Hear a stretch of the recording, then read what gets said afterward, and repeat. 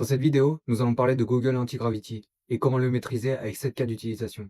Anti-Gravity possède plusieurs avancées majeures, incluant plusieurs modèles comme Gemini 3, mais aussi Nano Banana, un mode multi-agent et bien d'autres encore. Tous ont été fusionnés dans cet outil. Mais Anti-Gravity n'est pas qu'un simple éditeur de code, c'est ta propre équipe d'agents IA professionnelle et gratuite, capable de créer des applications entières, d'analyser tes données et d'automatiser tout ton flux de travail pendant que tu fais autre chose. Si tu n'utilises pas Anti-Gravity aujourd'hui, tu joues au même jeu que tout le monde, mais en mode difficile.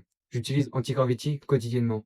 Et j'ai découvert qu'en utilisant les bonnes options, tu peux littéralement doubler sa puissance. Je vais te montrer comment utiliser Anti-Gravity de la manière la plus simple en obtenant des résultats professionnels. Je vais te guider du niveau débutant jusqu'au niveau expert à travers ces 7 cas d'utilisation qui sont les plus importants. Mais avant de commencer, je vais te montrer comment l'obtenir. Je te mets d'ailleurs le lien juste en description pour que tu puisses y accéder. Si je descends un peu sur la page, tu peux déjà découvrir plusieurs fonctionnalités d'Anti-Gravity, comme l'éditeur de code, le fait d'effectuer différentes tâches et de les surveiller en parallèle, ou encore même le système de synchronisation d'agents qui travaille en temps réel et nous montre l'avancée de chaque action. Mais ce qui met surtout en avant, c'est cette intelligence artificielle multi-agent qui va nous permettre de réaliser des choses compliquées de manière extrêmement simple avec une vue centrale. Maintenant, pour tester tout ça, tu vas en haut à droite et tu cliques sur Download. Une fois ici, tu vois que cet outil est disponible sur tous les appareils, que ce soit macOS, Windows ou Linux. Tu n'as plus qu'à le télécharger selon ton appareil et à suivre les étapes d'installation. Je te montre aussi leur plan tarifaire. Anti-Gravity possède un plan gratuit, sans aucun frais caché. Tu seras juste un peu plus limité sur l'utilisation des modèles que tu peux voir ici. Mais ne t'inquiète pas, car la limite elle est plutôt haute. Une fois qu'on a installé l'application et qu'on s'est connecté avec un compte Google, nous arrivons sur Anti-Gravity et notre profil apparaît ici en haut à droite.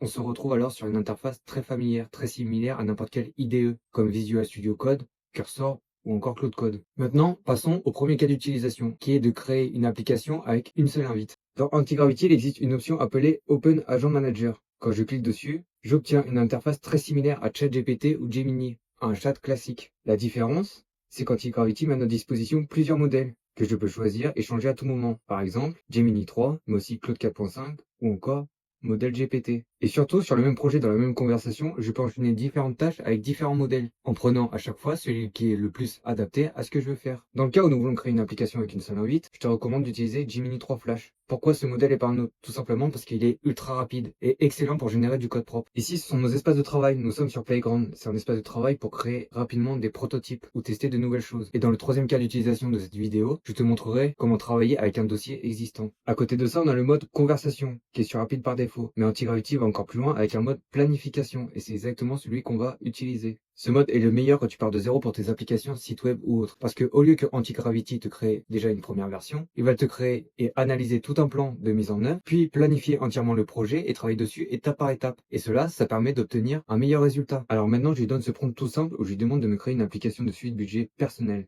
Et juste en cliquant sur Envoyer, Gemini va commencer à travailler sur mon application. Et comme tu peux le voir, il commence par exécuter de manière autonome plusieurs commandes, comme générer de la documentation. En cliquant sur Task, tu peux voir le plan. C'est une liste de tâches qui suivra pour créer et valider notre application. Et là, regarde bien, Gemini me dit qu'il a préparé le plan et il me demande si nous pouvons le vérifier. Donc je clique sur plan d'implémentation. Et en gros, le plan d'implémentation, pour simplifier, c'est une vue d'ensemble stratégique de ce que Anti-Gravity prévoit de réaliser sur notre application. Nous avons infrastructure, design, composants, etc. On part du principe que cela nous convient et on lui dit que c'est bon pour nous. Et seulement quelques minutes plus tard, il a bien terminé mon application, l'a testé par lui-même, et si je viens ici, on obtient déjà un rapport complet de tout ce qui a été fait. Nous avons les fonctionnalités, juste en dessous, nous avons une preuve de son travail avec une capture d'écran, et ici, il m'indique que mon application est disponible sur cette URL. Donc j'ai juste à cliquer sur le lien. Voici le résultat pour un premier essai. Nous avons bien une application de suivi de budget, où l'on peut ajouter une opération, notre historique et une répartition des dépenses avec graphique. Nous allons ajouter une dépense pour voir si cela fonctionne. Et tu remarqueras qu'il m'a ajouté plusieurs catégories. J'ajoute la transaction et toute l'application s'est bien mise à jour. Testons maintenant pour les revenus. Très bien, l'application fonctionne parfaitement. Donc, nous avons bien une application comme nous l'avons demandé et qui est fonctionnelle dès le premier essai. Gemini ne s'est pas contenté de juste la programmer. Il a créé un plan d'implémentation complet, détaillant toutes les étapes nécessaires pour son bon fonctionnement. Ensuite, il l'a testé automatiquement, sans que je lui demande, garantissant zéro bug. Et pour finir, il m'a généré une documentation prête à l'emploi. C'est pourquoi il est très important de lui demander en mode planification. Car si quelque chose ne nous convient pas, nous allons pouvoir en discuter avec Gemini avant même qu'il commence à créer. Maintenant, on va passer au deuxième cas d'utilisation. Et c'est là que Google Anti-Gravity se démarque vraiment des autres outils. Jusqu'ici, on a créé la base. Maintenant, je retourne dans le chat et je demande à Gemini de changer les couleurs de mon application en vert noir et blanc. Mais avant de lui envoyer, je passe du mode planification au mode rapide. Pourquoi? Parce que pour changer une couleur ou une ligne de texte, on n'a pas besoin que l'IA refasse tout un plan. Et maintenant, Gemini va se mettre au travail. Mais là où c'est le plus intéressant, c'est que pendant qu'il travaille sur les couleurs, nous pouvons lui demander plusieurs choses. Comme par exemple que je veux un mode jour-nuit. Et maintenant, si tu regardes bien, mon commentaire, il est en attente. Et il le prendra quand ce sera le meilleur moment pour lui. Il va créer une nouvelle tâche et la réaliser. On peut le faire aussi par exemple pour le nom de l'application. À partir de maintenant, il va tout faire de manière séquentielle. À chaque fois que tu as une nouvelle idée, pendant que tu es en train de travailler, même s'il n'a pas terminé, tu peux lui demander une ou plusieurs choses, sans devoir attendre la fin de la première tâche. Là, il a bien pris en compte mes demandes, les a réalisées et a mis à jour mon application. Donc si j'ouvre à nouveau l'URL, nous pouvons voir qu'il a bien changé le nom en Vati, la couleur en noir, vert et blanc, et ici il m'a également ajouté un mode jour-nuit. Et il a fait tout cela en quelques secondes. Nous lui avons demandé deux choses, un nouveau nom et un mode jour-nuit, alors qu'il travaillait encore sur les couleurs. Maintenant, nous n'avons plus besoin d'attendre que l'IA ait terminé. Nous pouvons lui demander des modifications simultanément et en parallèle. Mais nous pouvons aussi faire quelque chose de plus puissant. Si je retourne dans la discussion où on était, je peux ouvrir une nouvelle discussion en cliquant sur plus et lui demander par exemple qu'il me crée un logo pour mon application avec Nano Banana. Et pendant qu'il travaille ici sur cette tâche, je peux ouvrir encore une autre discussion et lui demander par exemple quelles sont les fonctionnalités des autres applications de gestion de budget qui manquent à mon application. Et c'est là que ça devient vraiment dingue, car ce n'est plus juste toi face à une IA. Là, c'est comme si tu avais une vraie équipe complète, professionnelle, comme un designer, un développeur, un analyste, etc., qui bossent sur ton projet en simultané. Et maintenant, en venant dans Inbox, tu peux voir ici qu'ils travaillent de manière parallèle, en même temps, sur deux tâches différentes. Si j'ouvre cette discussion, là, il m'a bien généré mon logo.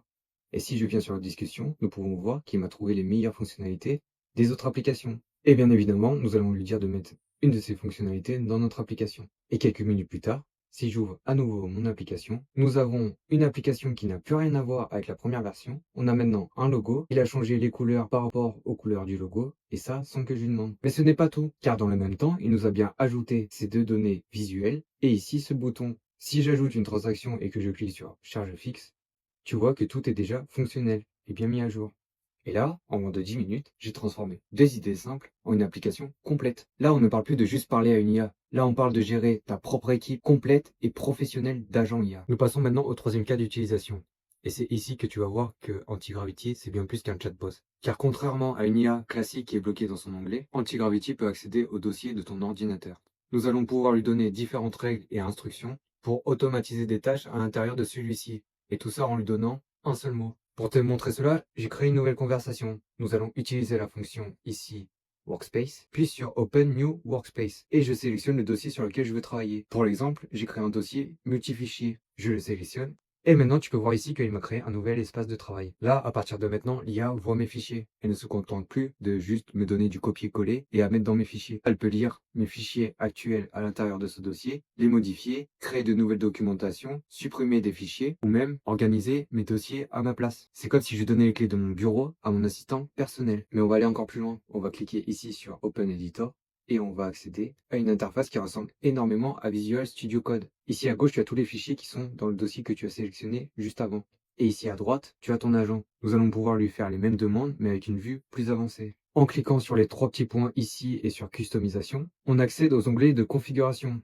On a les Rules, qui sont les règles. C'est pour guider le comportement de l'agent. Et juste à côté, on a surtout l'onglet Workflow. C'est ici que l'on peut spécifier des prompts que l'agent doit suivre automatiquement quand on va lui donner un seul mot. Petite précision pour pas que tu ne sois perdu. Que tu utilises Rules ou Workflow, tu devras toujours sélectionner soit Global, soit Workspace. Avec Global, tu vas pouvoir créer des règles ou workflows.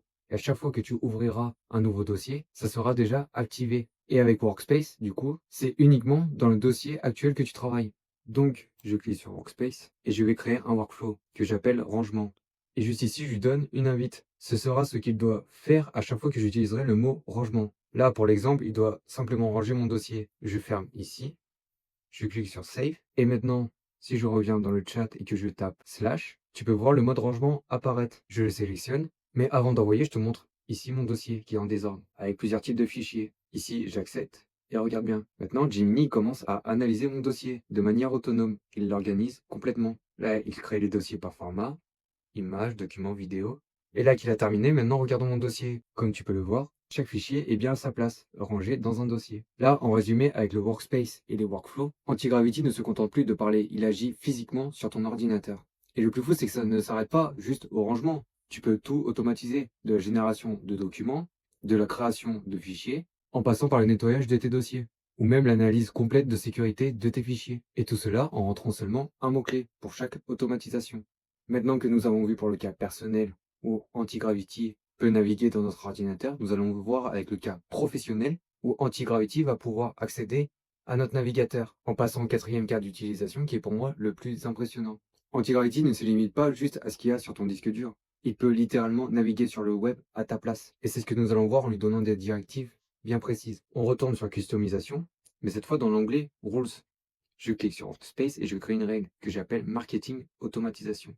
Et dans l'instruction que je lui donne, en gros, je veux qu'il devienne un expert en marketing d'automatisation, capable d'analyser des sites web, de créer des audits pour rendre des automatisations et de créer un email à la fin que nous allons pouvoir envoyer au client. Par exemple, je vais prendre ce site, je lui donne le lien et maintenant, regarde bien ce qui se passe. Gemini commence son analyse. Mais surtout, regarde bien. Là, il ouvre l'onglet tout seul et les bords de l'application deviennent bleutés. Ces bords bleus indiquent que l'agent a pris le contrôle de mon navigateur. Tu peux le voir naviguer en temps réel. Là, il est en train d'analyser le site. Il scrolle sur la page. Il analyse le code source. Là, il ne fait pas qu'imaginer des infos. Il va les chercher et les valider physiquement sur le web. C'est là que le pourquoi devient évident. En temps normal, tu aurais dû passer 20-30 minutes à aller sur le site, à tout vérifier, tout analyser, créer ton audit et à la fin, générer ton email. Là, l'IA, elle fait toute l'analyse et la réflexion à ta place. Nous sommes quelques minutes plus tard et il m'a fait un rapport ultra détaillé. Regarde, nous avons absolument tout. Ça va de l'identification à l'analyse du parcours sur le site. Il nous a créé une stratégie d'automatisation complète et enfin, notre email, prêt à être envoyé. Et il m'a fait ça en 2 minutes. Et évidemment, il n'a rien inventé. Il a fait toute sa réflexion par rapport à l'analyse qu'il a fait sur le site. Et bien évidemment, tu peux lui demander de faire ça pendant que toi, tu travailles sur autre chose. Là, tu as vraiment un outil ultime pour faire de la veille stratégique et concurrentielle ou de la prospection commerciale sans aucun effort manuel. Maintenant, toutes tes tâches chronophages sur le web, tu dois les donner à Antigravity car tu vas gagner un temps monstrueux. Passons au cinquième cas d'utilisation où nous allons voir avec une fonctionnalité comment transformer Google Antigravity en un vrai centre de commandement pour tes outils extérieurs grâce aux extensions MCP. Jusqu'à présent, les IA étaient comme des cerveaux isolés, capables de réfléchir, mais incapables d'agir sur les outils extérieurs. Là, avec le MCP, tu vas pouvoir briser cette barrière. C'est tout un écosystème qui permet à tes agents de se connecter à tes outils préférés extérieurs. Nous retournons sur les 3 petits points. Et cette fois-ci, nous allons choisir MCP Server. Une fois que j'ai cliqué, regarde bien, tu as toute une liste d'outils qui apparaît. On y trouve Firebase, GitHub, Stripe, Notion, PayPal, Supabase et encore bien d'autres. Mais pourquoi les MCP sont-ils si puissants dans Antigravity? Parce que quand tu seras sur un projet, que ce soit une application, un site web ou peu importe, tu vas pouvoir venir ici et installer ce dont tu as besoin. Par exemple, si tu as besoin de gérer des paiements, tu installes le MCP PayPal. Si tu as besoin d'une base de données, tu installes le MCP Supabase, etc. Et le plus fou dans tout ça, c'est que si tu ne sais pas comment installer et comment utiliser les MCP, tu as juste à demander à Google Antigravity. Et lui, il va te dire quoi faire. Et il y a certains MCP, juste en demandant à Antigravity, il va te l'installer et te le configurer de manière totalement autonome. Maintenant, imaginons que je veux utiliser Notion pour qu'il m'importe ce rapport dans mon espace de travail Notion. Donc je sélectionne le serveur FCP Notion, je clique sur Install, et ici il me demande l'API. Vous avez juste à lui donner en la trouvant sur Notion. Mais si vous ne savez pas, bien évidemment, vous avez juste à demander à Antigravity, et lui il va vous guider étape par étape pour trouver votre API. Maintenant que cela est fait, Gemini peut écrire directement dans mes bases de données Notion. Et maintenant, regarde bien ce que je lui demande. C'est d'utiliser le serveur MCP Notion pour qu'il me crée une nouvelle page intitulée Rapport Agence IA et qu'il m'ajoute tous les fichiers précédents et qu'il me crée une nouvelle page, une to-do list à faire pour demain pour rendre meilleure l'application qu'on a fait tout au début. Et quelques minutes plus tard, tu peux voir qu'il me confirme qu'il a terminé les 2 pages et que je peux les voir directement sur mon Notion. Donc on retourne sur Notion et regarde bien ce qui vient de se passer. Sans un seul clic dans mon navigateur et sans aucun copier-coller, j'ai bien ma page ici de rapport et j'ai bien ma page avec ma to-do list à faire pour demain. C'est vraiment ça la révolution des MCP. Là, on ne parle plus de simples outils isolés. On parle d'un agent qui comprend tout ton écosystème et qui agit pour toi avec tes outils préférés. Que ce soit pour gérer tes paiements, tes bases de données, ton organisation et bien d'autres encore. Avec les MCP, tu n'as plus aucune friction technique. Passons au sixième cas d'utilisation. Nous allons regarder comment régler le comportement de ton IA. Parce que pour devenir un expert sur Antigravity, tu dois savoir donner à ton agent IA juste assez de liberté pour qu'il soit efficace, tout en gardant le contrôle. Donc tout se passe ici, tu vas en haut à droite, tu cliques ici, et là tu atterris dans les réglages de l'agent. C'est là que tu vas définir si ton assistant, on va dire un simple stagiaire qui va te demander ton autorisation à chaque fois qu'il va mettre une virgule, ou un associé de confiance qui va prendre toutes les initiatives. On commence avec la première option qui est le Secure Mode. Si tu l'actives, l'IA ne fera strictement rien sur ton ordinateur sans que tu cliques sur Accepter. Là, ce paramètre, il est vraiment parfait quand tu commences sur Anti-Gravity. Mais si tu veux que ça devienne plus fluide, tu as juste à ajuster le curseur. Ici, dans le Review Policy, tu as le choix avec plusieurs options. Là, l'option numéro 1 ici, c'est toujours continuer. Donc en gros, l'agent ne te demandera jamais s'il doit continuer ou non. Avec cette option, tu lui donnes une autonomie totale. Mais retiens bien que cela aussi représente un risque, parce qu'il peut travailler avec du contenu potentiellement non sécurisé. Là, pour cette deuxième option, c'est l'agent qui décide. Là, l'agent choisit quand te demander selon la complexité de la tâche et de tes préférences. Là, c'est un bon équilibre entre autonomie et contrôle.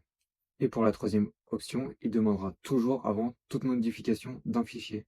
Personnellement, je te recommande d'accorder à ton agent une certaine autonomie. Bien sûr, avant, il faut que tu te sois habitué à Antigravity et comment il fonctionne. Ici, tu donnes la permission à ton agent s'il doit te consulter ou non, avant d'utiliser le terminal. Perso, je préfère pas qu'il me demande. Ensuite, si tu descends un peu plus bas, là tu as Autofix Lint. En gros, en programmation, une simple petite faute de frappe peut casser tout ton code. Là, avec ça d'activé, l'agent va voir l'erreur avant même qu'elle te pose problème et va la réparer. Alors, pourquoi régler tout ça? Parce qu'il ne faut vraiment pas utiliser l'IA par défaut. Il faut la régler selon ses besoins en ajustant tous ses paramètres. Comme ça, tu vas pouvoir transformer ton anti-gravity en un collaborateur autonome qui s'adapte précisément à ta façon de travailler. Et c'est vraiment comme ça que l'on maîtrise l'IA. Nous terminons avec le septième et dernier cas d'utilisation de cette vidéo. Dans Google Antigravity, au-delà de lui envoyer des chats en parallèle, on va pouvoir collaborer avec l'IA avec une grande précision. Nous allons pouvoir pointer du doigt ce que nous voulons changer en lui marquant différents éléments, comme le visuel, du code, du texte, ou peu importe l'élément. Là, je vais rouvrir un nouveau chat et lui donner ce prompt. C'est pour créer une application de carte mentale. Je fais vraiment quelque chose de très simple. Et quelques minutes plus tard, il a terminé. Et je peux y accéder ici avec cette URL. Nous sommes sur l'application, comme tu peux le voir, qui a l'air plutôt bien. Mais bref, ce n'est pas le sujet. On a vu l'IA créer des choses. Maintenant, nous allons pouvoir affiner absolument ce que l'on veut, avec une grande précision. Au lieu d'expliquer par texte ce que nous voulons changer, nous allons pouvoir marquer directement ce dont nous avons besoin ou ce que nous voulons modifier. Par exemple, si je comprends un peu le code, je peux venir ici, cliquer sur n'importe quel composant et lui ajouter un commentaire pour ajouter n'importe quelle modification. Mais on peut faire encore plus simple. On peut ouvrir le plan d'implémentation. Par exemple, je sélectionne ce point et je lui dis de changer les couleurs. Je clique en haut sur Reviews. On voit bien mon commentaire. Je fais Submit et maintenant il va exécuter ma requête. Et ce n'est pas fini. J'ai remarqué que je ne pouvais pas lier les blocs entre eux. Donc, je vais sur Composants. Ici, je sélectionne tout et je lui dis que j'ai besoin que les blocs puissent être liés entre eux et on fait la même chose. Mais bien évidemment, tu peux lui en montrer plusieurs. Comme par exemple, on va lui demander de pouvoir supprimer et un mode jour et nuit. Et ici, on a bien nos deux commentaires. Et regarde, Gemini prend tous ses commentaires en file d'attente. Et 2 ou 3 minutes plus tard, il a tout mis à jour. Si on retourne sur l'application, je peux bien les lier. Je peux activer le mode jour-nuit et je peux les supprimer. Là, ici, nous sommes plus dans la création aléatoire. Nous sommes sur de l'amélioration concrète et précise, juste avec du texte et en montrant du doigt. Avec cela, ça sera peut-être beaucoup plus simple pour toi. Donc c'est pour ça que je te l'ai montré. Avec cette fonction, tu vas pouvoir diriger l'IA comme un vrai chef de projet. Voilà les 7 cas d'utilisation qui, pour moi, sont les plus importantes quand on veut maîtriser Google Antigravity. Bien évidemment, il y a encore plein d'autres fonctions, mais pour moi, c'est vraiment la base. Avec ces 7 cas d'utilisation, nous avons pu voir que Google Antigravity vient de redéfinir toute notre façon de travailler. Là, ce n'est plus juste un logiciel. Nous avons vraiment une équipe d'agents IA qui est expert dans le domaine que l'on souhaite et qui est disponible 24 heures sur 24 et 7 jours sur 7. Mais vraiment, le plus important à retenir, c'est que la vraie puissance de cet outil, c'est pas dans les lignes de code qui te génèrent ou etc. C'est vraiment ce que toi tu vas en faire. Donc si tu n'as pas encore sauté le pas, je te mets le lien en description. Teste-le et dis-moi en commentaire Quel cas d'utilisation tu penses être le plus utile pour toi? Si la vidéo t'a plu, n'hésite pas à laisser un like et à t'abonner. Cela me permettra de voir si la vidéo t'a vraiment apporté quelque chose et aussi pour ne rien rater des prochaines vidéos sur l'IA. Je te vois à la prochaine vidéo.